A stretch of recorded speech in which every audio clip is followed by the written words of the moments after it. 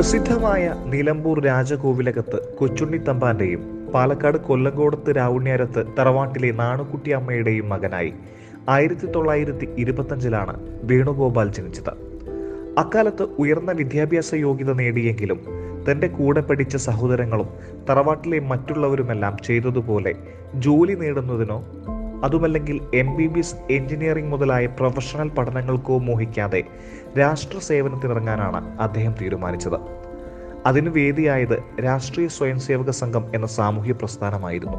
ആ പ്രസ്ഥാനത്തിലൂടെയുള്ള സഞ്ചാരവും 1925 തന്നെ മഹാരാഷ്ട്രയിലെ നാഗ്പൂരിൽ ഡോക്ടർ ഹെഡ്ഗാവർ ആരംഭിച്ച RSSന്റെ പ്രവർത്തനം കേരളത്തിൽ എത്തിക്കുവാനായി നിയോഗിക്കപ്പെട്ട ദത്തോപാന്ത് ഠേംഗഡ്ജിയുമായുള്ള സഹവാസവും സമ്പർക്കവും വേണുഗോപാലിനെ RSSന്റെ തന്നെ ഭാഗമാക്കി മാറ്റി.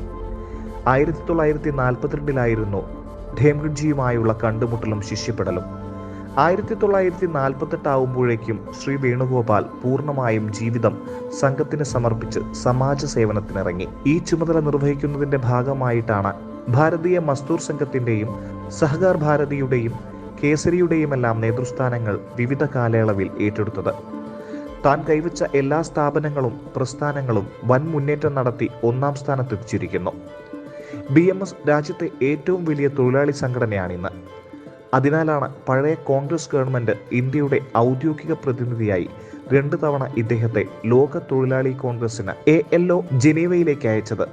തൊഴിലാളി രംഗത്ത് ഇതര സംഘടനകളുമായുള്ള നല്ല ബന്ധവും കൂട്ടായ്മയും സൃഷ്ടിക്കുവാനും ആയത് ഉറപ്പിച്ചു നിർത്താനും വേണുഗോപാൽ അത്യന്തം പരിശ്രമിക്കുകയും അതിനായി ഒട്ടേറെ ചർച്ചകൾ നടത്തുകയും ചെയ്തിട്ടുണ്ട്.